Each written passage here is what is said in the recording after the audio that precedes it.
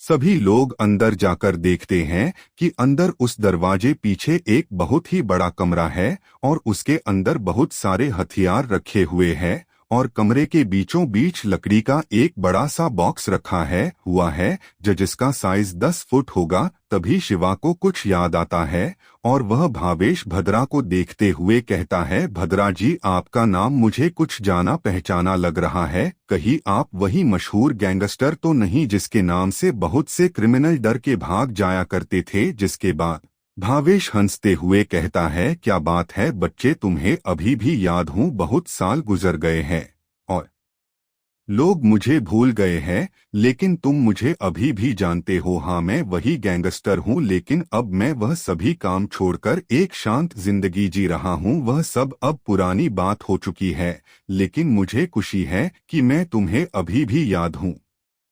इसके बाद भावेश उस बड़े से बॉक्स के पास जाता है और कहता है, दक्ष, यह रहा तुम्हारा सामान, देख लो कुछ गड़बड़ तो नहीं है इसमें। जिसके बाद सभी उस बॉक्स की तरफ देखने लगते हैं और दक्ष सभी से कहता है, सभी लोग इस बॉक्स से जितना हो चुके उतनी दूर हो जाए, क्योंकि इसके अंदर जो कुछ भी है बहुत ही खतरनाक है और यहाँ जो कुछ भी होगा उसे बाहर किसी से भी बातचीत मत करना। दक्ष की बात सुनकर सभी उसकी बात के लिए मान जाते हैं।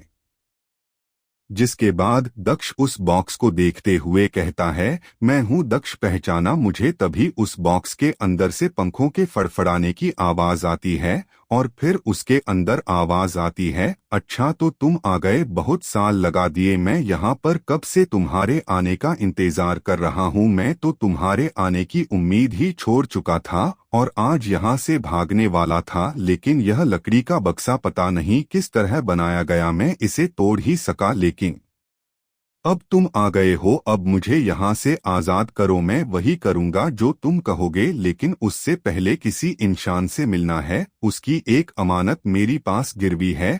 तभी दक्ष कहता है, मैं सुहास सक्सेना का पोता हूँ। दक्ष सक्सेना। जैसे ही दक्ष यह बोलता है, बॉक्स के अंदर से आवाज आती है, क्या कहा तुमने? तुम उस बूढ़े के पोते हो? लेकिन यह कैसे हो सकता है? उसके सारे परिवार को तो किसी ने जान से मार डाला था। तभी दक्ष कहता है, जो तुम कह रहे हो वह भी सही है और जो मैं कह रहा हूँ वह भी सही है, लेकिन जो भी वही सच है, तुम मानो या ना मानो। जिसके बाद बॉक्स के अंदर से आवाज आती है, जब से तुमने मुझे कैद किया है तब से मैं तुम्हारे बारे में सोच रहा हूँ कि तुम्हें मेरे बारे में किसने बताया, लेकिन अब तुम्हारी बातें सुनकर ऐसा लगता है कि उस बूढ़े इंसान ने ही तुम्हें मेरे बारे में बताया होगा। और किस तरह मुझे पकड़ा जा सकता है यह भी सिर्फ वही जानता है। और तुमने अभी कहा कि तुम उसके पोते हो, फिर तो उसी ने तुम्हें मेरे बारे में बताया होगा, क्योंकि एक लौटा शख्स है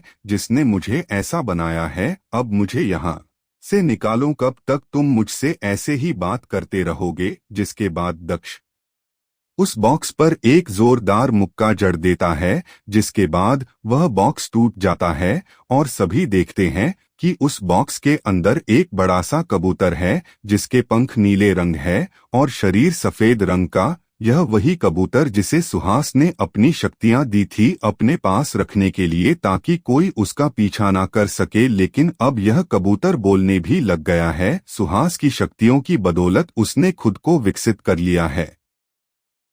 सभी ने जब देखा कि बॉक्स के अंदर एक कबूतर है तो सही हैरान हो जाते हैं, सिवाय दक्ष को छोड़कर। तभी शिवा कहता है, भैया, क्या यह कबूतर ही अब तक आपसे बात कर रहा था इंसानों की आवाज में? जिसके जवाब में दक्ष कहता है, अगर पंछियों को भी बोलना सिखाया जाए तो वह भी बोलने लगते हैं, और यह तो इन पृथ्वी का सबसे खास पंछी बन चुका है दादाजी की वजह से। क्या दादू की वजह से? यह पंछी ऐसा है कि इंसानों की तरह बात भी कर सकता है और खुद को इतना विकसित कर लिया है। शिवा हैरानी में कहता है। दक्ष उसके जवाब में सिर्फ हाँ में अपना सर हिला देता है, जिसके बाद वह उस कबूतर को देखते हुए कहता है, दादाजी ने तुम्हें कुछ कहा था, याद है ना? जिसके जवाब में वह कबूतर कहता है, हाँ मुझे याद है, उसने मुझसे क्या कहा था, लेकिन मुझे सबूत चाहिए कि तुम उसके ही पोते हो, तभी मैं तुम्हें उसकी अमानत लौटाऊंगा। जिसके बाद दक्ष अपने पास से एक छोटी सी कांच की शीशी निकालता है जिसमें किसी का खून रखा हुआ है, जिसे दिखाते हुए दक्ष कहता है, यह मेरे दादाजी का खून है, तुम चाहो तो इसे पी सकते हो, फिर तुम ही बताना कि मैं झूठ बोल रहा हूँ या सच। जिसके बाद दक्ष उस खून की शीशी को उस कबूतर के मुंह में पलट देता है, जिसके बाद उस कबूतर का सारा शरीर नीले रंग का हो जाता है और वह जोर जोर से पाने पंखों को फड़फड़ाता है। जिसके बाद वह उड़ने लगता है, लेकिन ऊपर जाकर दीवार से टकरा जाता है और नीचे गिर जाता है और दक्ष को देखते हुए कहता है, मैं भूल गया था कि मैं इस वक्त कहाँ हूँ। अच्छा, तो तुम उसी के पोते हो, लेकिन मुझे तुम्हारा भी खून चाहिए यह जानने के लिए कि तुम उसके पोते हो या नहीं, तभी मैं तुम पर यकीन कर सकता हूँ। जिसके बाद दक्ष शिवा की तरफ इशारा करता है और कहता है, पास में रखी तलवार को दो मुझे। जिसके बाद शिवा अपने साइड में देखता है जहां दीवार पर एक तलवार रखी हुई है, जिसे दक्ष की तरफ फेंक देता है। जिसके बाद दक्ष शिवा को भी अपने पास बुलाता है और अपने पीछे खड़े कर लेता है और फिर बाकी सभी को देखते हुए कहता है, आप सभी बाहर चले जाइए और आधे घंटे के लिए यहाँ के आसपास किसी को आने के लिए मना कर दीजिए और आप सभी इस कमरे से दूरी बनाकर रखिएगा, क्योंकि अगर आप सब यहाँ रहेंगे तो आप सबको चोट भी लग सकता है। जिसके बाद सभी वहाँ से चले जाते हैं और आसपास के लोगों को भी वहाँ से दूर रहने को कह देते हैं। सभी के जाने के बाद दक्ष शिवा को देखते हुए कहता है, शिवा इस तलवार से अपन हाथ में एक छोटा सा कट लगाओ और इसे अपना खून चखने दो। दक्ष जो कहता है, शिवा बिना कुछ सोचे करने लगता है। जिसके बाद शिवा अपने हथेली पर एक छोटा सा कट लगाता है जिससे खून निकलने लगता है। जिसे देखकर वह कबूतर कहता है, दक्ष तुमने तो कहा था कि तुम उस बूढ़े के पोते हो, लेकिन यह लड़का अपना खून क्यों दे रहा है। तभी दक्ष कहता है, यह मेरा छोटा भाई है और मैं चाहता हूँ मेरे छोटे भाई को मेरे दादाजी की अमानत मिले। तुम बस अपना काम करो, अगर मेरा भाई उस अमानत के लिए सही साबित होता है तो उसे वह अमानत दे देना, और इसीलिए मैं अपने भाई को अपने साथ लेकर आया हूँ।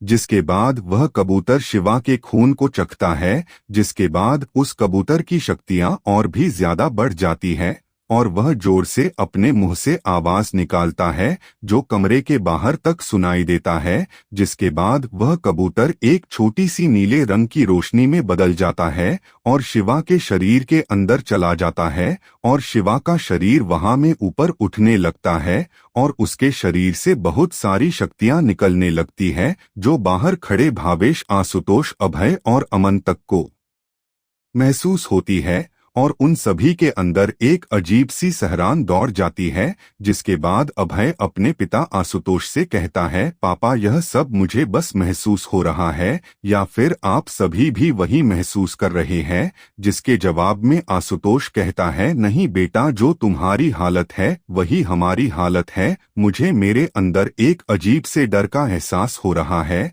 लेकिन यह सब क्यों हो रहा है मुझे नहीं पता। इन दोनों की बात सुनकर भावेश कहता है, बच्चों डरो नहीं, दक्ष अंदर है, वह सब कुछ संभाल लेगा। जिसके बाद सभी भावेश की बात को मान लेते हैं, लेकिन उनके अंदर अभी भी डर मौजूद रहता है।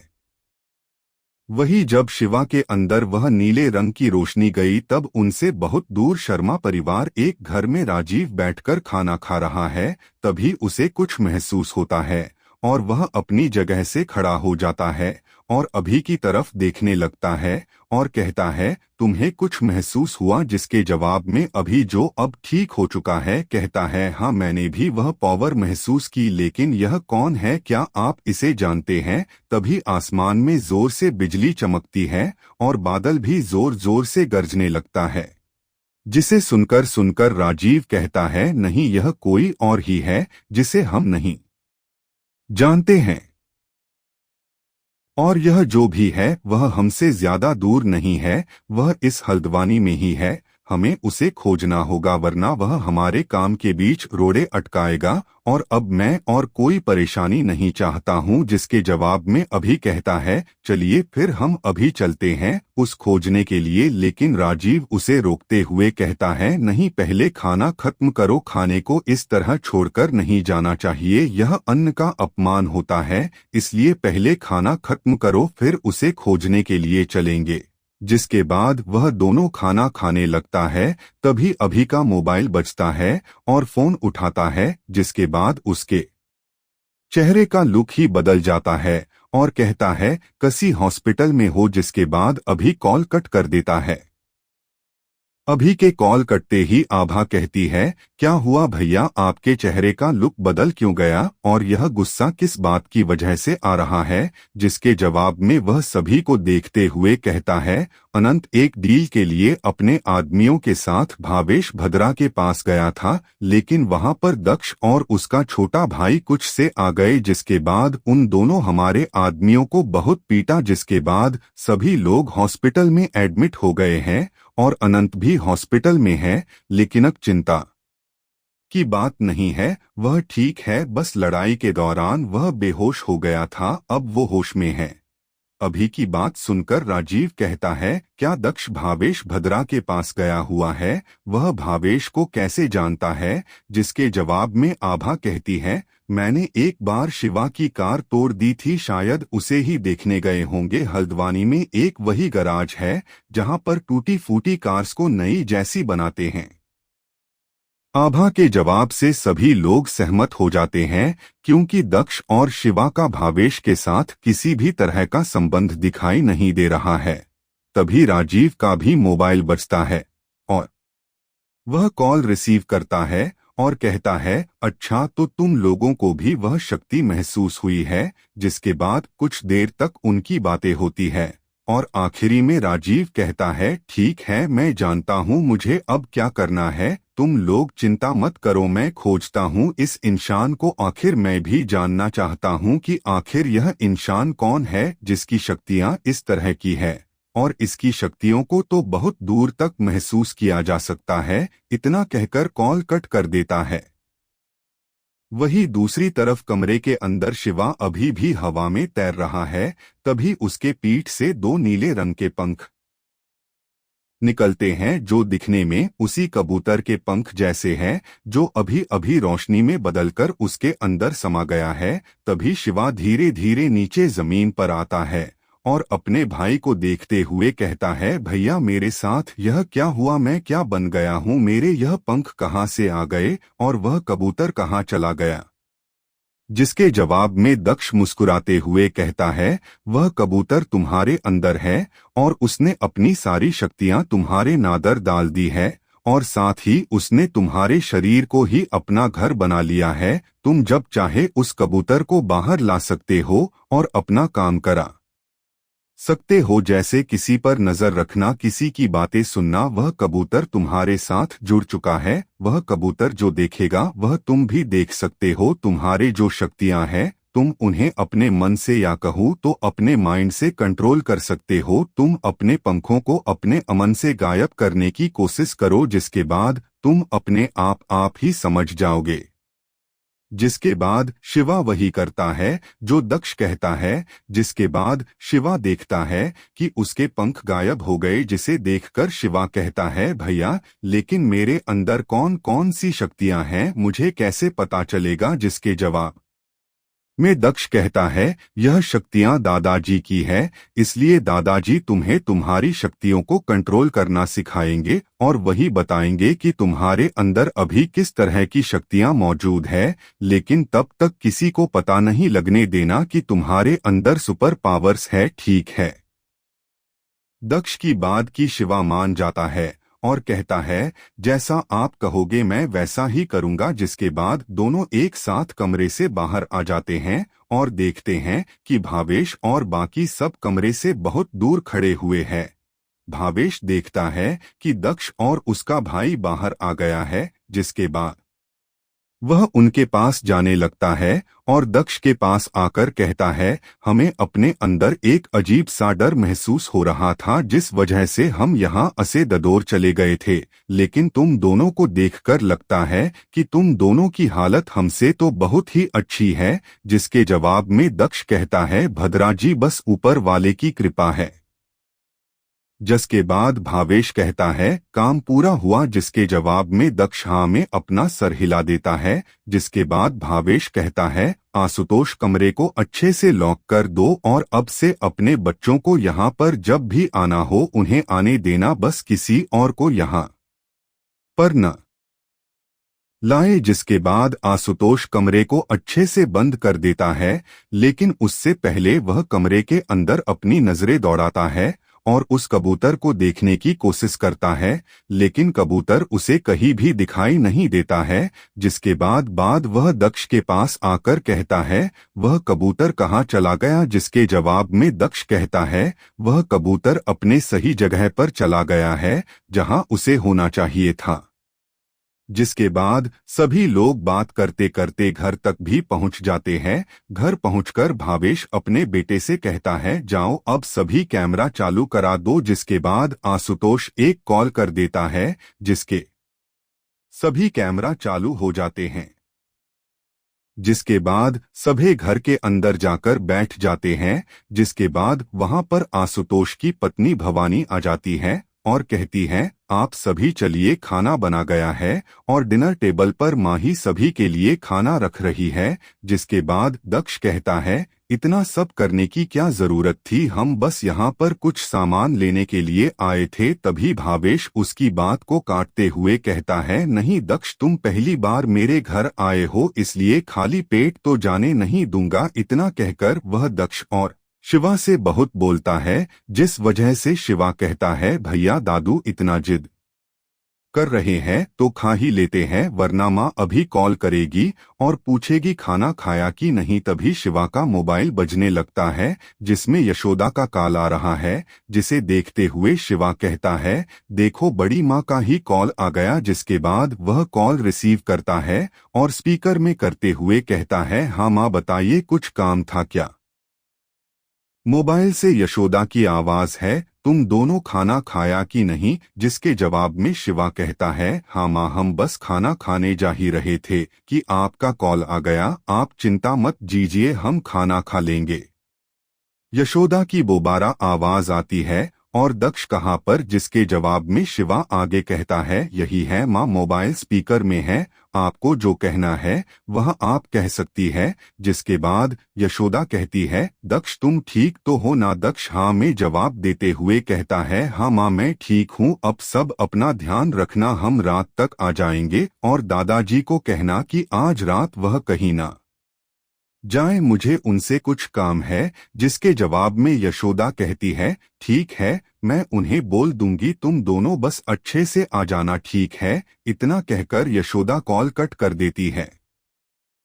जिसके बाद भवानी दोनों को देखते हुए कहती है, चलो अब खाना खा लो, फिर चले जाना, माही ने सबके लिए खाना तैयार कर दिया है। जिसके बाद सभी लोग डिनर टेबल पर जाकर बैठ जाते हैं। जिसके बाद माही सभी को एक एक करके खाना परोसने लगती है, लेकिन उसकी नजरें बार बार दक्ष की तरफ ही जा रही थी, लेकिन दक्ष है कि उसकी तरफ देख ही नहीं रहा था। तभी भवानी उसे कहती है, जा जाकर अंदर से कुछ मीठा भी ले आ सभी के लिए, लेकिन माही उसकी बात को सुनती ही नहीं। तभी भवानी उसे कोहनी मारती है। जिसके बाद माही कहती है, हाँ माँ, आपने कुछ कहा क्या। जिसके बाद भवानी कहती है, जा अंदर से जाकर कुछ मीठा खाने के लिए ले आ सबके लिए, जो कल हमने बनाए थे। जिसके बाद माही एक नजर दक्ष को देखती है और वहां से चली जाती है।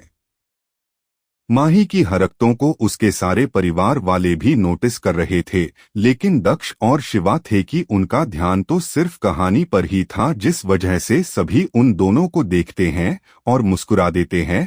तभी शिवा अपना सर ऊपर उठाता है और सभी को देखते हुए कहता है, आप सभी किस बात पर मुस्कुरा रहे हैं, हमें भी बताइए क्या बात हो गई। जिसके बात पर भावेश कहता है, कुछ नहीं बेटा, हम तो बस ऐसे ही दोनों को देखकर हमारे चेहरे पर ऐसे ही मुस्कान आ गई।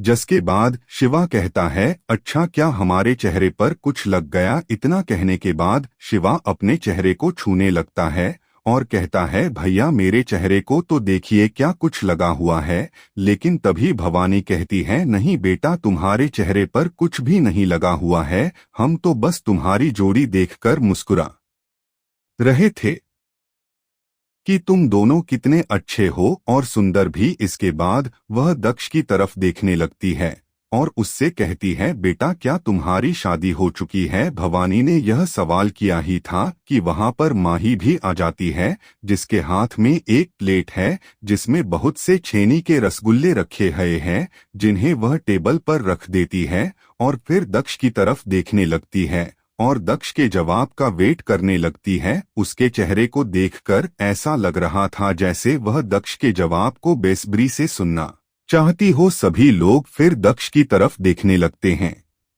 भवानी को दक्ष जवाब देने के अपना मुंह खोला ही था कि तभी शिवा बोल पड़ता है, भैया की अभी शादी नहीं हुई है, लेकिन माँ और बड़ी माँ भैया के लिए लड़की खोज रहे हैं, लेकिन भैया अभी शादी नहीं करना चाहते हैं। जैसे ही शिवा यह कहता है तभी माही बोल पड़ती है, लेकिन क्यों, यह शादी क्यों नहीं करना चाहते हैं। शिवा हंसते हुए दक्ष को देखता है और माही से कहता है, यह तो मुझे नहीं पता, यह तो भैया को ही पता होगा कि वह अभी शादी क्यों नहीं करना चाहते हैं।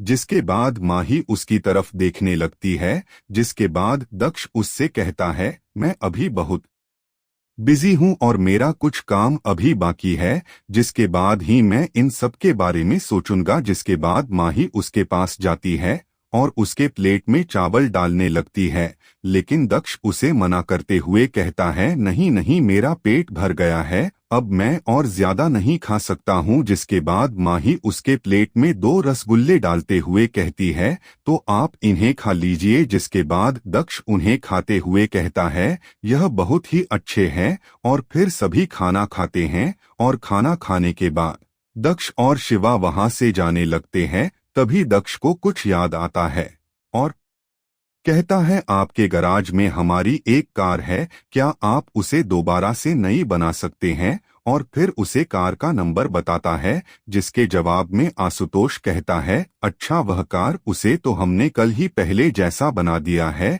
आज शाम तक हम उसे आपके घर तक पहुंचा देंगे। जिसके बाद दक्ष भावेश को देखते हुए कहता है, भद्रा जी मुझे आपसे एक मदद चाहिए थी।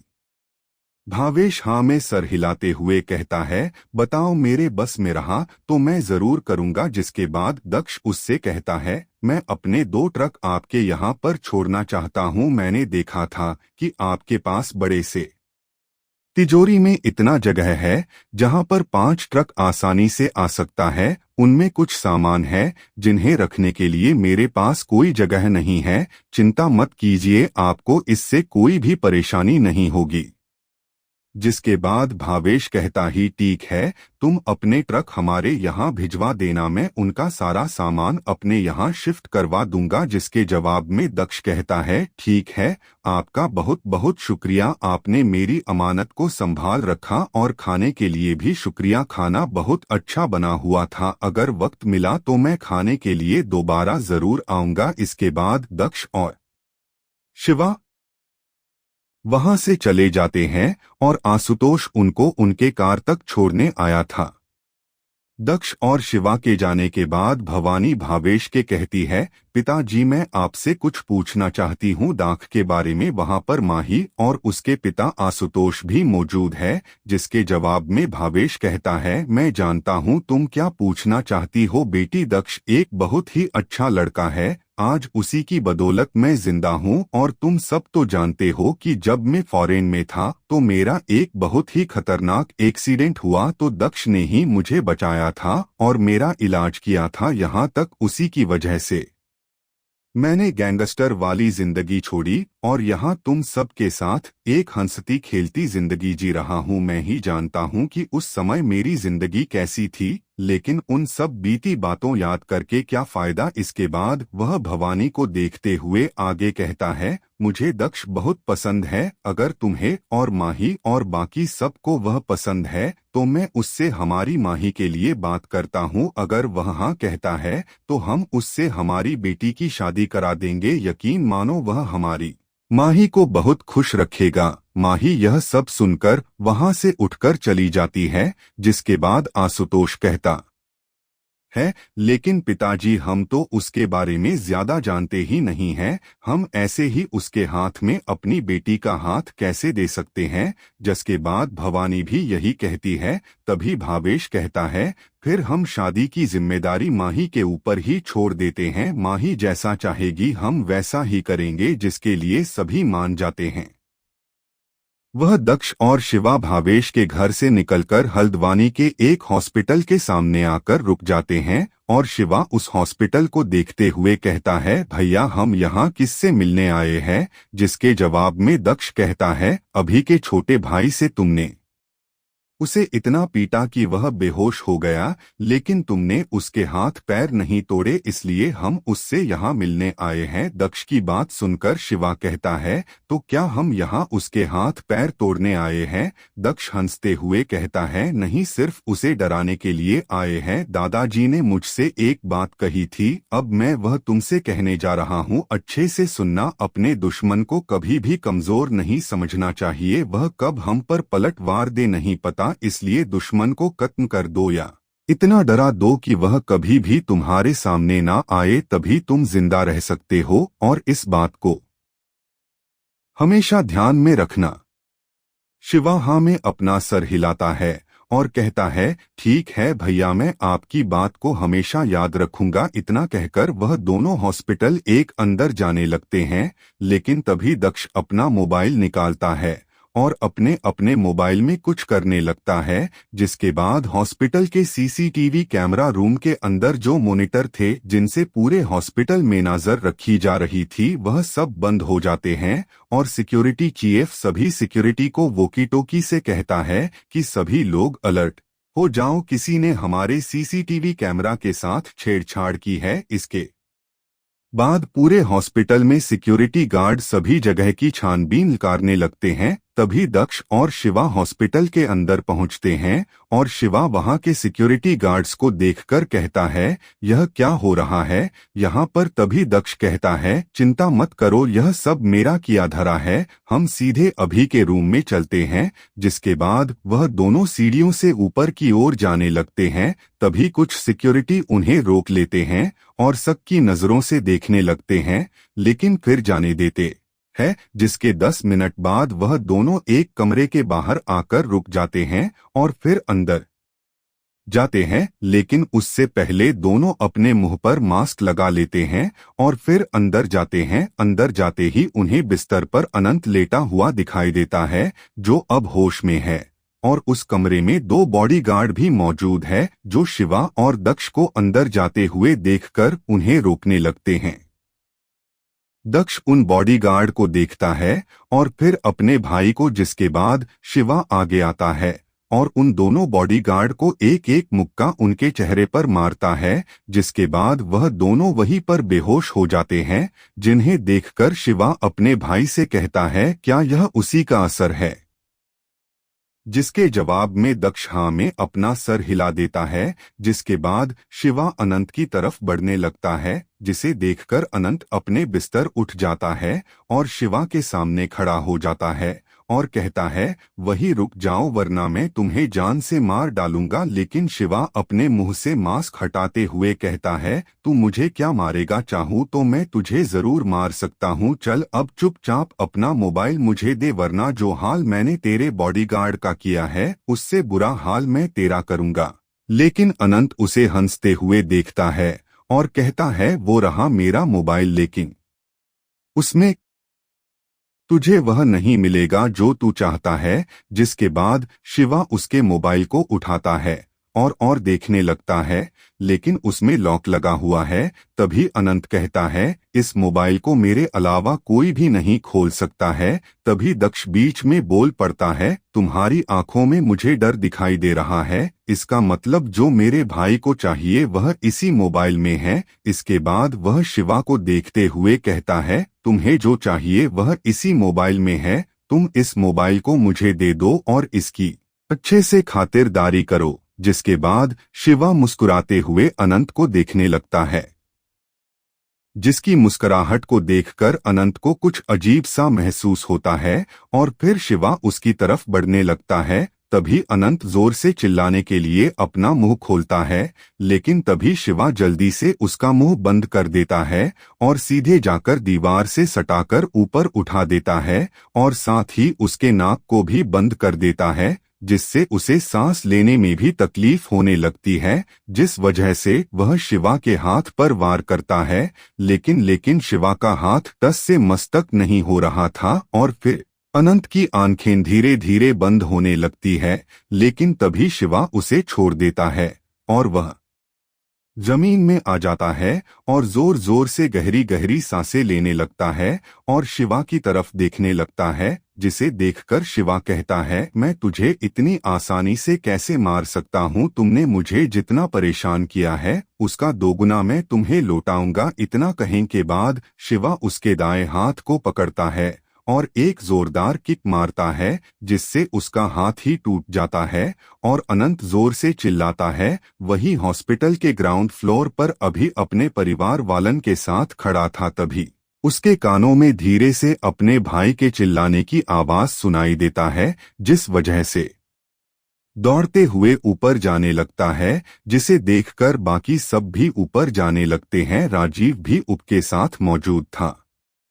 सिक्योरिटी ने लिफ्ट बंद कर दी थी, जिस वजह से सभी सीढ़ियों से ऊपर जा रहे थे, लेकिन जैसे वह सब आधी सीढ़ी चढ़े थे, राजीव एक लड़के से टकरा जाता है और राजीव उसे रोकते हुए कहता है, बच्चे जरा संभल कर चलो वरना तुम खुद गिरोगे और दूसरों को भी गिरा दोगे। यह शिवा था जिससे राजीव टकराया था, लेकिन दक्ष उसके साथ नहीं था। शिवा ने अपने मुंह पर मास्क लगाया हुआ था, जिस वजह से कोई उसे पहचान नहीं पाया। राजीव सबसे पीछे चल रहा था, इसलिए सभी रुक गए, जिन्हें देखकर राजीव कहता, तुम सब जाओ मैं आता हूं। जिसके बाद वह सब जाने लगते हैं। उनके जाने के बाद राजीव शिवा से कहता है, जो अभी उसके तरफ पीठ करके खड़ा हुआ है, बच्चे मैं तुमसे कुछ कह रहा हूं लेकिन तुमने जवाब नहीं दिया। जिसके जवाब में शिवा पीछे पलटता है और कहता है, मैं आपकी बात का आगे से ध्यान रखूंगा। अभी जो मेरी वजह से जो आपको धक्का लगा उसके लिए मुझे माफ कर दीजिएगा। शिवा की आवाज सुनकर और उसकी आंखों को देखकर राजीव उससे कहता है, तुम्हारी आंखें मुझे मेरे एक दोस्त की याद दिला दी, उसकी आंखें भी तुम्हारी तरह ही थी, नीले रंग की। जैसे ही शिवा ने नीली आंखों का जिक्र सुना, उसने तुरंत अपना मोबाइल निकाला और अपनी आंखों को देखने लगा और कुछ सोचकर अपने मोबाइल को वापस रख दिया और फिर राजीव को देखने लगा। जिसके बाद राजीव आगे कहता है, क्या तुम तो अपनी आंखों को ऐसे देख रहे हो जैसे तुम्हें पता ही ना हो कि तुम्हारी आंखें नीली है।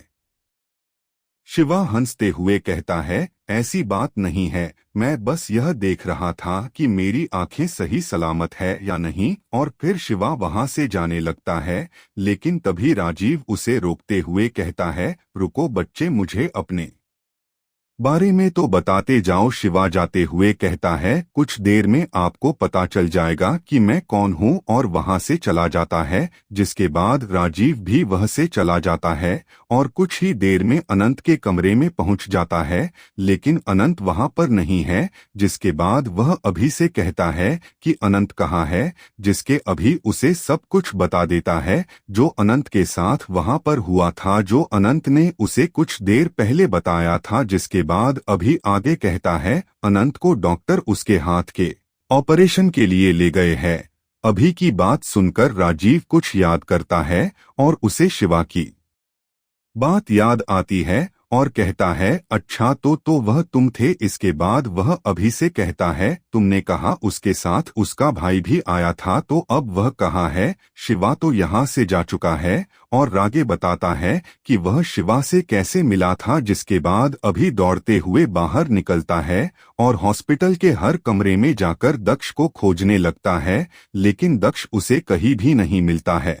अभी दक्ष को यहाँ वहाँ खोज रहा था, लेकिन दक्ष उसे कहीं भी नहीं मिल रहा था। वही दूसरी तरफ शिवा कार पार्किंग के एरिया में पहुंच जाता है जहां उनकी कार पार्क थी। तभी उसे दक्ष कार के अंदर बैठा दिखाई देता है, जिसके बाद वह भी कार के अंदर बैठ जाता है और दक्ष से कहता है भैया आप इतनी जल्दी यहाँ कैसे पहुँच गए? मैं तो आपसे पहले निकला था, फिर आप मुझसे जल्दी पहुँच गए। दक्ष उसे मुस्कुराते हुए कहता है वक्त आने पर तुम्हें सब कुछ पता चल जाएगा, अभी तो फिलहाल घर चलते हैं। तभी उसकी नजर शिवा की आंखों पर चली जाती है, जिसे देखकर दक्ष कहता है लगता है तुम्हारे अंदर पावर फैलने लगी है, अब कुछ देर में उस कबूतर की सारी पावर तुम्हारे अंदर समा जाएगी। अब हमें जल्द से जल्द घर पहुंचना होगा और दादाजी से बात करनी होगी। इतना कहकर दक्ष कार स्टार्ट करता है और वह दोनों वहां से निकला जाते हैं। अभी पूरे हॉस्पिटल में दक्ष को खोजता है, लेकिन दक्ष उसे कहीं भी नहीं मिलता है, जिसके बाद वह वापस आ जाता है और राजीव से कहता है दक्ष मुझे कहीं भी नहीं मिला, पता नहीं वह कहाँ चला गया। जिसके बाद राजीव उससे कहता है ठीक है जाने दो उसे अभी, और जल्द से जल्द अनंत को घर ले आओ, मैं वहां उसका इलाज कर दूंगा। और दक्ष के भाई शिवा की जानकारी निकालकर मुझे दो और जरा उस दक्ष से दूरी बनाकर रखना, क्योंकि वह लड़का थोड़ा अजीब जान पड़ता है मुझे, वह जैसा दिखाता है वैसा है नहीं, वह कुछ तो सभी लोगों से छुपा रहा है जिसे वह सभी के सामने नहीं आने दे रहा है। और तुमने मुझे बताया था कि उस दिन रात को उसने किसी को कॉल करके तुम्हारे तहखाने को लुटवाया था, वह भी किसी से कम नहीं होगा, क्योंकि तुम्हारे तहखाने में जो लोग तैनात थे वह कोई मामूली लोग नहीं थे, लेकिन उस अनजान शख्स ने उन्हें बहुत ज्यादा घायल कर दिया। इतना कहने के बाद राजीव कहता है क्या तुम्हारे पास दक्ष की कोई तस्वीर है या फोटो? मुझे उसका चेहरा देखना है और साथ ही शिवा का भी, मैं भी तो देखूं आखिर सुहास के पोते दिखते कैसे हैं। इतना कहकर वह वहां से चला जाता है।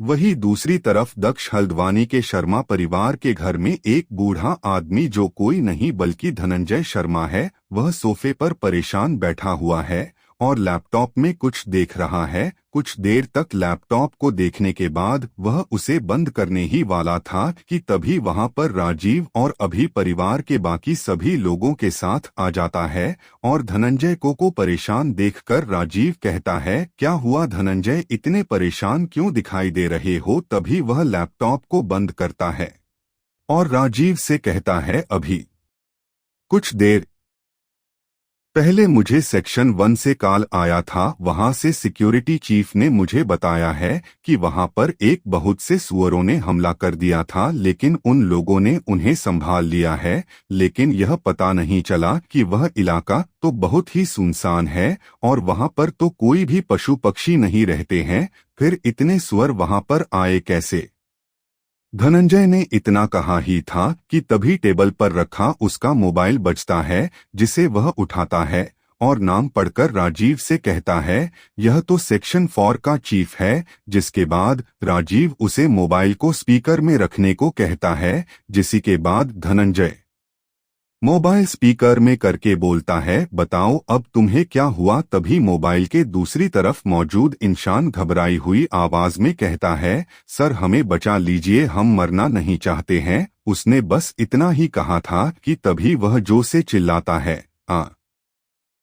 और उसकी आवाज शांत हो जाती है, जिसे सुनकर धनंजय कहता है हेलो क्या हुआ तुम्हें, बताओ हमें क्या हुआ? लेकिन तभी उन सभी को एक भारी आवाज सुनाई देता है अगर कोई मेरे परिवार पर बुरी नजर डालता है तो मैं उसे जिंदा नहीं छोड़ता हूं। इसके बाद कॉल कट हो जाता है। कॉल के कटते ही धनंजय अभी की तरफ देखता है और कहता है जल्दी सेक्शन 4 के लिए निकलो और देखो वहां पर क्या हुआ है। और अपने साथ कुछ लोगों को भी लेकर जाओ। इसके बाद अभी वहां से चला जाता है। अभी के वहां से जाते ही राजीव कहता है, यह इंसान कौन है जो तुम्हारे परिवार के पीछे पड़ा हुआ है? धनंजय जवाब में कहता है, मैं नहीं जानता हूं कि यह इंसान कौन है और मेरे परिवार के पीछे क्यों पड़ा हुआ है। मैंने अपने हर दुश्मन को जड़ से खत्म किया है ताकि आगे चलकर कोई हमारे सामने ना आए। यह सब तब से शुरू हुआ है जब से उस सुहास का बड़ा पोता कोमा से बाहर आया है, और मुझे नहीं लगता है कि कोई कोमा से बाहर आया लड़का इतना सब कर सकता है। यहाँ पर बात कुछ अलग है, लेकिन राजीव को कुछ कुछ समझ में आने लगता है और वह धनंजय से कहता है, तुम यहाँ पर गलत हो, यह सब उस दक्ष का ही किया धरा है। ऐसा भी तो सकता है कि वह लड़का कोमा में जाने पहले कुछ ऐसा करता रहा होगा जिसकी खबर किसी को नहीं होगी, और उसके लिए ऐसे लोग काम करते रहे होंगे जो लड़ने में बहुत ही माहिर है। और जब यह कोमा से बाहर आया होगा, उन सभी लोगों ने दक्ष को बता दिया होगा कि हमें उसके परिवार को कितना परेशान किया है, जिसके बाद दक्ष तुम सबसे एक एक करके बदला ले रहा है। जिसके बाद धनंजय कहता है, लेकिन आपने सुना ना, उसने अपने परिवार को जिक्र किया, और यह तो दक्ष की आवाज ही नहीं है। राजीव फिर उसे समझाते हुए कहता है, भले ही यह दक्ष ना हो, लेकिन दक्ष ने उन सभी को यह सब बोलने को कहा होगा ताकि वह तुम सब तक यह बात पहुंचा सके कि कोई भी उसके को परेशान नहीं कर सकता है। इसलिए अब जो भी कदम उठाओ सोच समझकर उठाना, वरना याद रखना मुझे नाकामयाबी पसंद नहीं है। और जल्द से शिवानी और अभी की शादी कराओ, वरना मेरा मकसद कभी भी कामयाब नहीं हो पाएगा। जिसके बाद धनंजय हाँ में अपना सर हिलाता है और फिर अपने बेटों को बुलाता है और कहता है, कल हम सभी को सक्सेना परिवार के घर शगुन लेकर जाना है, इसलिए तैयारी कर लो। लेकिन आकाश बीच में बोल पड़ता है, लेकिन पिताजी हम गए तो थे उस दिन रात को, लेकिन आपने देखा ना, उन सब ने हमें मना कर दिया। जिसके बाद धनंजय मुस्कुराते हुए कहता है, तो इस बार हम उन्हें कुछ बोलने का मौका ही नहीं देंगे। कल हम अपने साथ मीडिया वालों को भी लेकर जाएंगे और हम उनके बेटे शिवा की वो वाली वीडियो दिखा देंगे जिसमें उसने एक आदमी का कत्ल किया था। अगर उन सब ने शादी के लिए मना किया तो हम उन्हें धमकी देंगे कि हम वह वीडियो मीडिया को दे देंगे। अब यह प्यार से हो या धमकी से, लेकिन अब यह शादी तो होकर रहेगी। धनंजय शादी की तैयारी करा रहा था, वही दूसरी तरफ सेक्शन 4 में जब अभी पहुंचता है तब वह देखता है कि वहां पर बहुत से लोगों के कटे फटे लाश मौजूद है, जिन्हें देखकर वह समझ गया कि उन्हें किसी ने बहुत ही बुरी तरह मारा है। इसके बाद वह पूरे जगह को अच्छी तरह से देखता है, लेकिन वह जगह पूरी तरह खाली हो चुका है। वहां पर सामानों के घसीटने के निशान दिखाई दे रहे हैं। इसके बाद वह अपने साथ आदमियों से कहता ही जाऊं, इन निशानों का पीछा यह कहाँ जा रहे हैं। तभी एक आदमी बाहर से दौड़ते हुए आता है, रो अभी को एक खत देते हुए कहता है, सर यह खत आपके लिए। जिसके बाद अभी उस खत को खोलता है और पढ़ता है, अगर तुम मेरा पीछा करने की कोशिश करोगे तो तुम्हारी यह सोच गलत है, क्योंकि मैं तुम्हारी सोच से भी आगे हूँ, समझे। अगर तुम यह खत पढ़ रहे हो तो जहाँ हो वहाँ से जल्दी निकल जाओ, क्योंकि जहाँ पर तुम खड़े हो वहाँ पर एक बहुत बड़ा धमाका होने वाला है। जैसे ही अभी यह खत पढ़कर खत्म करता है, जिसके बाद वहां पर टिक टिक की आवाज सुनाई देने लगती है, जिसे सुनकर अभी सभी को वहां से बाहर निकलने को कहता है और खुद भी बहुत ही तेजी से वहां से निकल जाता है। जैसे ही सभी लोग बाहर निकलते हैं, वैसे ही वह पर बहुत बड़ा धमाका होता है और पूरे सेक्शन 4 जो एक बहुत बड़ा गोदाम था वह पल भर में ही जल गया। जिसे देखकर अभी अपना मोबाइल निकालता है, लेकिन तभी उसे अपने दादाजी का कॉल आता है। धनंजय उसे कहता है, वापस आ जाओ, मुझे पता चला गया है वहां पर क्या हुआ है। जिसके बाद कॉल कट जाता है और अभी अपने आदमियों के साथ वहां से चला जाता है। लेकिन जैसे ही अभी की कार थोड़ी आगे आती है, तभी उसे कार के आईने में पीछे एक काली परछाई दिखाई देती है, जो जल रहे गोदाम के पास दिखाई देती है, जिसे देखकर वह कार को रोकता है और कार से नीचे उतर जाता है और जल रहे गोदाम को देखने लगता है।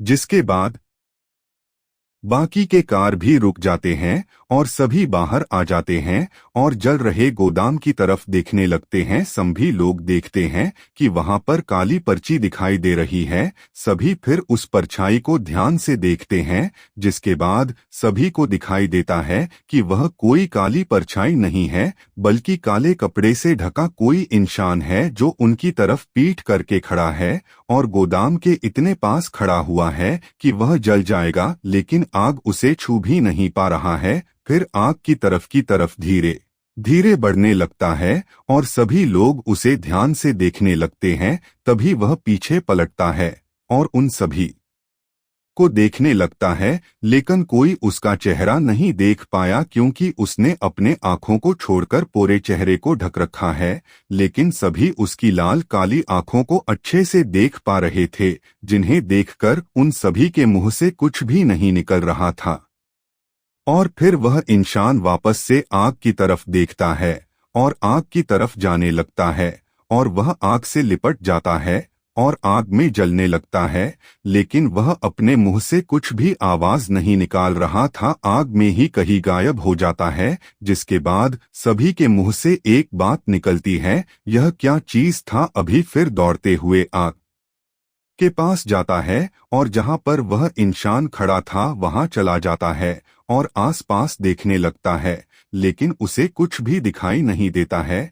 लेकिन उसे जले हुए कपड़े का टुकड़ा दिखाई देता है, जिसे वह उठा लेता है और वहां से चला जाता है। अभी के घर पहुंचते तक रात हो चुकी थी और वह घर आकर सभी को वहां पर क्या हुआ सब कुछ बता देता है। जिसके बाद राजीव हंसते हुए कहता है, क्या बात है, जब से मैं यहाँ आया हूँ तब से कुछ ना कुछ नया देखने को मिल रहा है और साथ सुनने को। जिसके बाद वह अभी को देखते हुए कहता है, क्या तुम्हें पक्का यकीन है कि वह उस आग में ही जल गया और गायब हो गया। अभी हाँ में अपना सर हिलाते हुए कहता है, हाँ मैं सच कह रहा हूँ, आप चाहे तो मेरे साथ गए लोगों से पूछ सकते हैं। जिसके बाद राजीव घर के बाहर जाता है और अभी के साथ जो जो गए लोग गए थे उन्हें बुलाता है, लेकिन राजीव देखता है कि कोई वहां पर नहीं आता है। जिसके बाद अभी सभी के चेहरे देखता है और उंगली से इशारा करके कुछ लोगों को आगे आने को कहता है।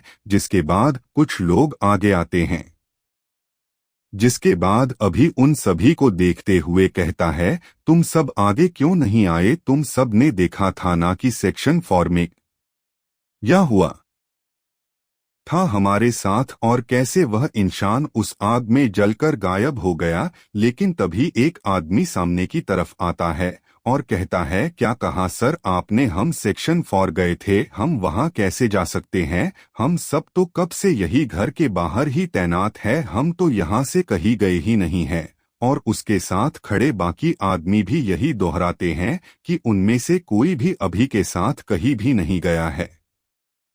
उन सभी आदमियों की बात सुनकर अभी एक आदमी को एक जोरदार लात मारता है, जिससे वह आदमी दूर जाकर गिरता है और बेहोश हो जाते हैं। जिसके बाद अभी के साथ जो लोग नहीं गए थे अभी उनसे कहता है, क्या तुम भी जानते हो कि यह सब मेरे साथ कुछ देर पहले नहीं गए थे। जिसके बाद एक आदमी सामने आता है और कहता है, हाँ सर यह सब लोग आपके साथ गए जरूर थे, लेकिन पता नहीं यह सब लोग इस बात से इनकार क्यों कर है। हमने भी इनसे वहां पर क्या हुआ पूछा, लेकिन इन सभी का कहना है कि यह सब तो आज यहाँ से कहीं गए ही नहीं हैं।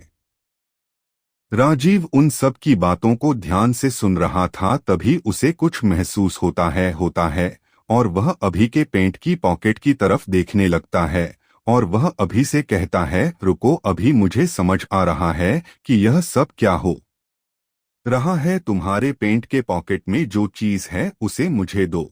जैसे ही अभी राजीव की बात सुनता है, वह बिना कुछ सोचे अपने पॉकेट में हाथ को डालता है और उसी जले हुए कपड़े बाहर निकालता है जिसे उसने सेक्शन 4 से लाया था और राजीव को दे देता है और कहता है, यह कपड़ा तुम्हें कहाँ पर मिला था, जिसके जवाब में अभी उसे सब कुछ बता देता है कि यह कपड़े का टुकड़ा उसे कहाँ और कैसे मिला, जिसके बाद राजीव उस कपड़े को ध्यान से देखता है और फिर अपनी आंखें बंद कर लेता है और फिर अपनी आंखें खोलते हुए कहता है, तुमने जो कुछ कहा वह सब सच है और तुम्हारा इन सब के ऊपर गुस्सा होना भी जायज है, लेकिन इन सब की भी कोई गलती नहीं है क्योंकि उसने इन सब की याददाश्त मिटा दी है। जो कुछ भी इन लोगों वहां पर देखा था वह सब यह सभी लोग भूल चुके हैं।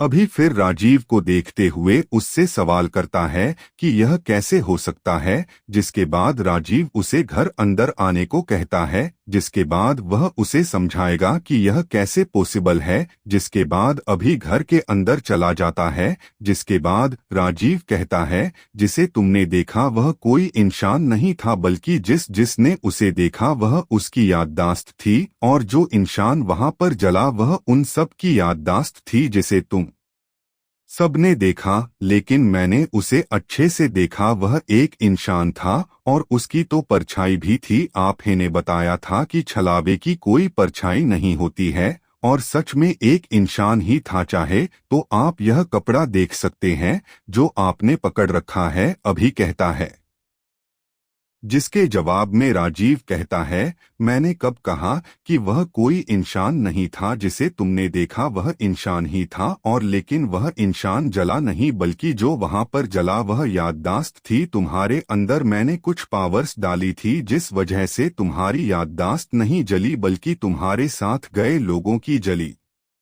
अगर तुम भी अपने साथ गए लोगों की तरह कमजोर होते तो तुम्हारी भी याददाश्त भी जली गई होती और तुम भी भूल चुके होते कि वहां पर क्या हुआ था। वह इंसान तुम्हारी कुछ देर तक की याददाश्त को लेकर आग में गया था जिस वजह तुम्हारे लोगों की याददाश्त चली गई और वह इंसान अभी भी जिंदा है। राजीव कुछ देर और उसे समझाता है जिसके बाद अभी समझ जाता है कि वहां पर क्या हुआ है, जिसके बाद अभी सब कुछ समझ जाता है। जिसके बाद राजीव उससे कहता है, तुमने उसकी कद काठी देखी थी ना, अब उसकी कद काठी के लोगों को तलाश करो, याद रहे उसके पास भी तुम्हारी जैसी सुपर पावर्स होंगी, इसलिए उससे बचकर रहना जो अकेले ही तुम्हारी तिजोरी और गोदाम को लूट सकता है। उसके पास तो कुछ ना कुछ तो सुपर पावर्स तो होंगी ही और उसे भी पता है कि इस दुनिया में हमारे जैसे सुपर पावर वाले लोग भी रहते हैं।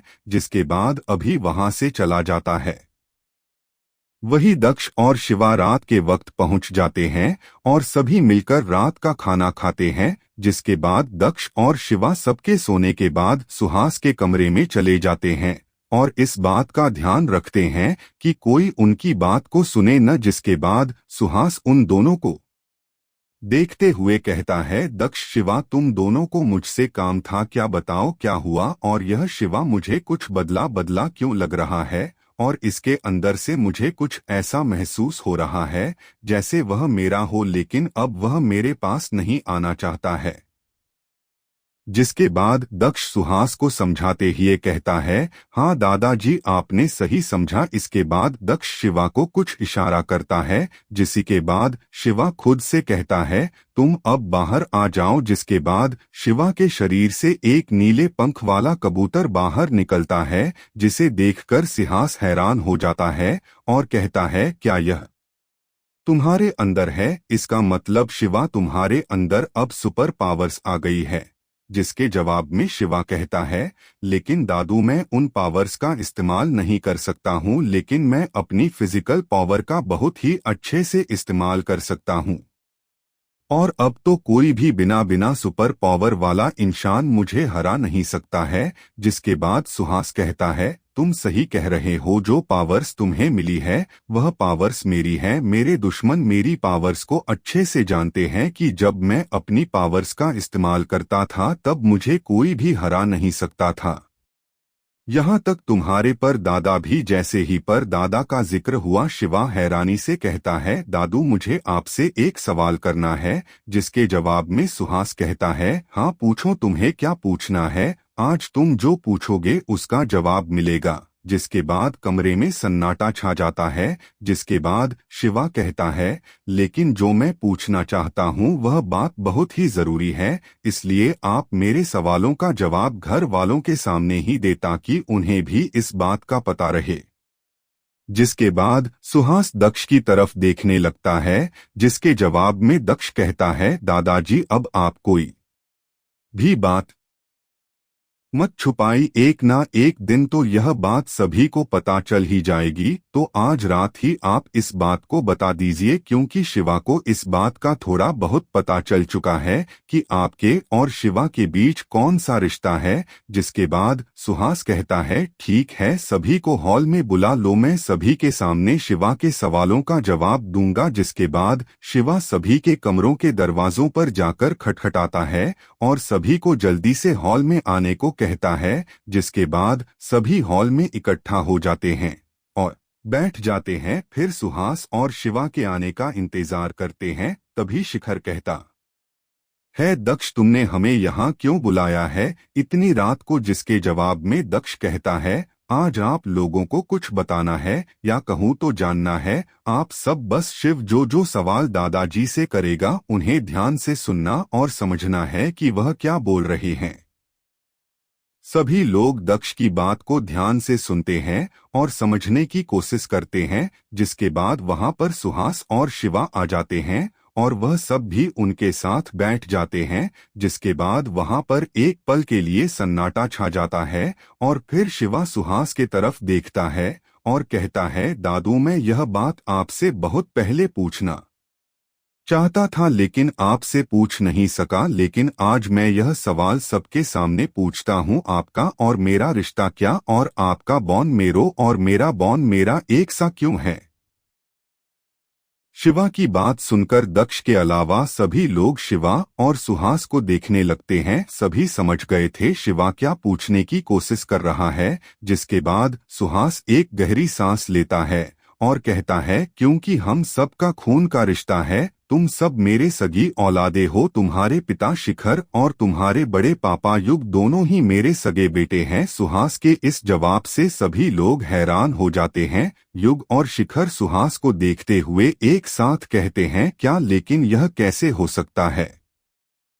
जिसके बाद सुहास उन दोनों को देखता है और कहता है, धीरज बनाए रखे हो, आज मैं तुम सबको सब कुछ बता देना चाहता हूँ। जिसके बाद किसी को कुछ भी ज्यादा सोचने या समझने की जरूरत नहीं पड़ेगी। इसके बाद सुहास कहता है, मेरे पिता एक बहुत ही सीधे सादे इंसान हुआ करते थे, लेकिन एक दिन उनकी मुलाकात एक ऐसे लड़की से हुई जिससे उनकी शादी भी हुई। लेकिन मेरे जन्म लेते ही मेरी माँ कहीं लापता हो गई, जिसे मेरे पिता खोजने लग गए, लेकिन वह कहीं नहीं मिली। जब मैं 20 साल का हुआ तब मैं एक नदी के किनारे बैठा हुआ था, तब वहां पर एक औरत दिखी जिसने मुझे बताया कि वह मेरी माँ है। जिसके बाद मैं उसे अपने घर ले आया और पिता जी से मिलाया, जिसके हम सब ने रात भर बातें की और मुझे मेरी माँ ने एक बहुत ही स्पेशल गिफ्ट भी दिया जो मेरे बहुत काम आया। कुछ दिनों के बाद माँ मेरे पिता को लेकर कहीं चली गई, जिसके बाद मैं उनसे कभी भी नहीं मिल पाया। मुझे कुछ दिन उनके जाने का गम था और मैं उनसे गुस्सा भी था, लेकिन बाद में पता चला कि उनके मुझसे दूर जाने की वजह मुझे हिफाजत रखना था, जिस वजह से मुझे अपने माता पिता पर फक्र है। जिसके बाद मैं उनके बिना जीना सीख गया। इसके बाद फिर मैंने एक शादी कर ली, लेकिन मैंने उसे सभी के छुपा कर रखा। लेकिन जब मेरी पत्नी प्रेग्नेंट थी तब कुछ लोग उसके जान के पीछे पड़ गए। जिसके बाद मैं उसे एक गांव लेकर चला गया जहां युग का बचपन बीता। वहीं मैं अपनी पत्नी को लेकर गया, वही युग पैदा हुआ। लेकिन युग पैदा ही गांव के एक घर में एक बच्चे की मौत हो गई। जिसके बाद मैंने अपने दिल पर पत्थर रखकर युग को उसकी गोद में चुपके से डालकर चला गया और सभी को लगा कि मेरा बेटा मर गया। जिसके बाद मैं उस मरे हुए बच्चे को लेकर अपनी पत्नी के साथ वहां से चला गया। जिसके बाद जो मेरी पत्नी को मारना चाहते थे वह भी हमारा पीछा करना बंद कर दिए, लेकिन बाद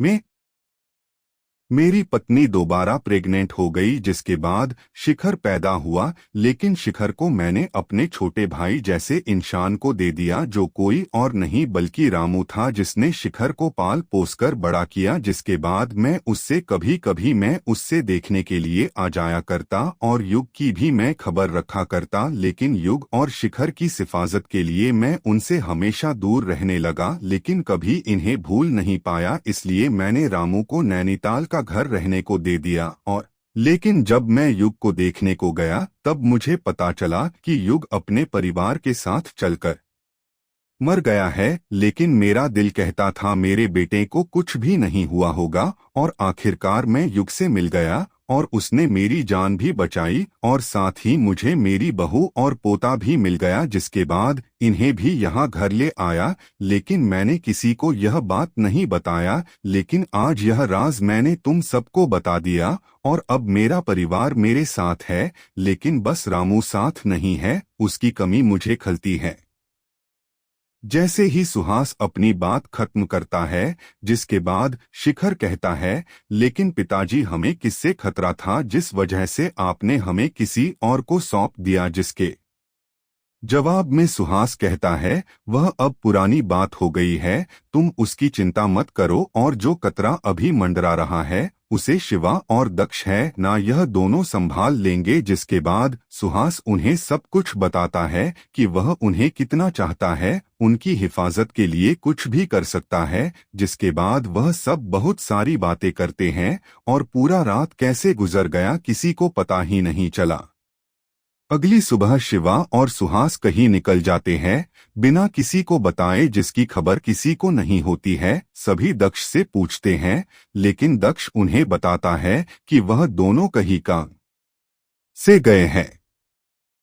दक्ष कुछ देर तक घर में यहाँ वहाँ काम कराता है, और फिर कुछ काम से घर से बाहर जाने की बात वह अपनी माँ और चाची से करता है, लेकिन यशोदा उसे जाने से मना करती है और कहती है, नहीं, आज तुम कहीं नहीं जाओगे, आज तुम अपने पिता के फैक्ट्री चले जाना, उन्हें तुमसे कुछ काम था, उनके फैक्ट्री में के कुछ कंप्यूटर में दिक्कत आ रही है, तो तुम उन्हें ठीक करवा देना और अपने पापा को घर भेज देना। मुझे उनके साथ मंदिर जाना है और अपनी चाची को मार्केट तक भी छोड़ देना, उन्हें कुछ सामान लेना। अही और शिवानी को तुम संध्या के घर छोड़ देना, वरना वो घर में अकेली अकेली बोर हो जाएगी। जिसके बाद दक्ष वही करता है जो यशोदा उससे कहती है। जिसके बाद दक्ष अपने पिता की फैक्ट्री के लिए निकल जाता है।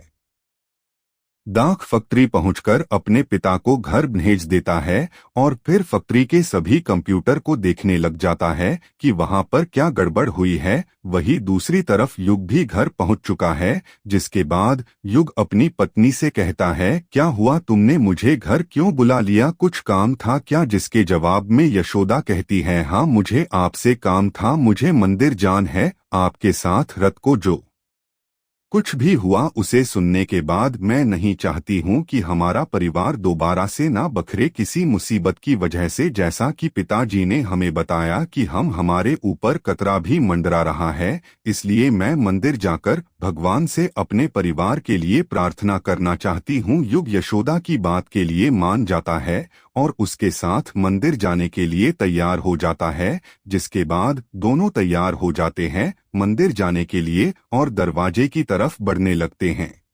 लेकिन वह दोनों दरवाजे की तरफ जाते जाते ही रुक जाते हैं और वह दोनों देखते हैं कि धनंजय शर्मा अपने परिवार के साथ उनके घर के अंदर चलते हुए आ रहा है और उनके हाथों में कपड़े से ढके बड़े बड़े थालियां भी रखी हुई है। और वह सभी लोग युग और यशोदा के सामने आकर रुक जाते हैं, जिन्हें देखकर युग कहता है, लगता है आप लोगों के परिवार में तमीज अही सिखाया जाता है, जो आप सब फिर से दोबारा यहाँ आ गए। उस रात की बेइज्जती भूल गए क्या, जो फिर अपनी बेइज्जती कराने आ गए?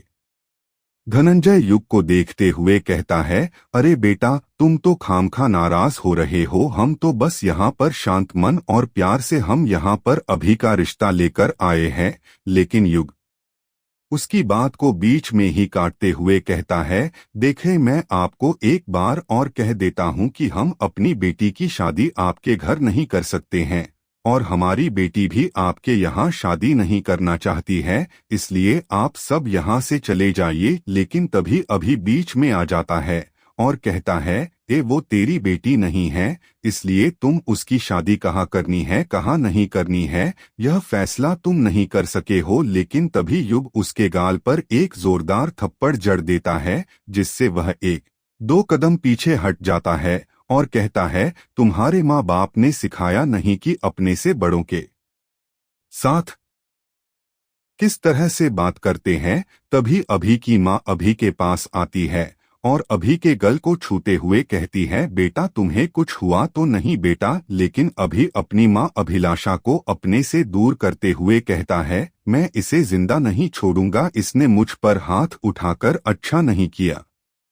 लेकिन आनंद उसे रोकते हुए कहता है, नहीं रुको बेटा, हम यहाँ पर लड़ाई करने नहीं आए हैं, वैसे भी यह हमारे रिश्तेदार बनने वाले हैं। जब रिश्तेदार बन जाएंगे तब इन्हें अच्छे से समझाएंगे कि इन्होंने कितनी बड़ी गलती की है। तभी धनंजय युग को देखते हुए कहता है, तभी वह एक कॉन्ट्रैक्ट पेपर निकालता है और उसे युग की तरफ बढ़ाते हुए कहता है, एक बार इसे पढ़ लो, फिर बताओ कि तुम यह शादी होने दोगे या नहीं। जिसके बाद युग उसे लेता है और उस कॉन्ट्रैक्ट पेपर को देखकर हंसने लगता है और कहता है, लगता है आपकी उम्र हो गई है, इसलिए आप एक खाली कॉन्ट्रैक्ट पेपर लेकर आ गए ही, इसमें तो कुछ भी नहीं लिखा है। इतना कहने के बाद युग उस पेपर को धनंजय कोड़े देता है और फिर सभी उस पेपर को देखे लगते हैं, जिसमें सच में कुछ भी नहीं लिखा हुआ था। तभी वहां पर शिवानी संध्या के साथ आ जाती है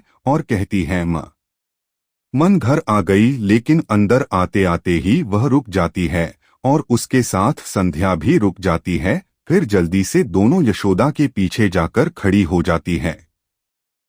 तभी धनंजय शिवानी को देखते हुए कहता है, यह शादी तो होकर रहेगी, फिर वह जैसे भी हो। इतना कहने के बाद धनंजय अभी को देखते हुए कहता है, ले चलो हमारी होने वाली बहू को, यह शादी तो आज होकर रहेगी। लेकिन तभी युग अभी के सामने आकर खड़ा हो जाता है और कहता है, मेरी बेटी से पहले तुम्हें उसके बाप से तो दो हाथ कर लो। जिसके बाद अभी हंसते हुए कहता है, जैसी आपकी मर्जी, लेकिन आपके लिए तो मेरे बॉडीगार्ड ही काफी है। जिसके बाद वह अपने कुछ बॉडीगार्ड को बुलाता है और युग को पकड़ने को कहता है। जिसके बाद सभी युग को पकड़ने के लिए आगे बढ़ते हैं, लेकिन युग एक बॉडीगार्ड को एक थप्पड़ मारता है, जिससे उसका सर चकराने लग जाता है। जिसे देखकर सभी बॉडीगार्ड एक साथ युग को पकड़ने के लिए आगे बढ़ते हैं, लेकिन युग उन सभी से दो हाथ करने लगता है। सभी उन्हें लड़ते हुए देखने लगते हैं, लेकिन युग कुछ ही मिनट में सभी को इतनी बुरी हालत कर देता है, जिसे देखकर सभी के होश ही उड़ जाते हैं। जिसके यशोदा मुस्कुराते हुए अभी के सभी परिवार वालों को देखते हुए कहती है, लगता है आप सब ने मेरे पति को एक मामूली इंसान समझने की गलती कर दी। मेरा पति शेर से भी खूंखार है। अगर अपनी जान की सलामती चाहते हो तो यहाँ से चुपचाप चले जाओ, वरना कुछ लोगों का हॉस्पिटल का खर्चा बढ़ जाएगा और शायद ही कभी वह सभी अच्छे से चल फिर पाए। इतना कहने के बाद वह फिर शिवानी और संध्या को देखते हुए कहता है, अरे तुम दोनों चिंता मत करो, यहाँ सब कुछ ठीक है। लेकिन इन सब से अभी के सभी परिवार वालों को बहुत गुस्सा आने लगा। जिसके बाद अनंत अपने भाई अभी को देखते हुए कहता है, भैया अब आप ही कुछ करो, यहाँ तो दक्ष और शिवा भी नहीं है। जिसके बाद अभी युग की तरफ बढ़ने लगता है और युग के सीने पर हमला कर देता है, लेकिन वह हमला युग को छू भी पाता कि के हाथ अभी के हाथ को पकड़ लेता है और कहता है, मेरे परिवार पर हाथ उठाना मतलब अपनी मौत को बुलावा देना। दोस्तों, कहानी अच्छी लग रही हो तो लाइक और कमेंट जरूर करें और चैनल को सब्सक्राइब करना ना भूले।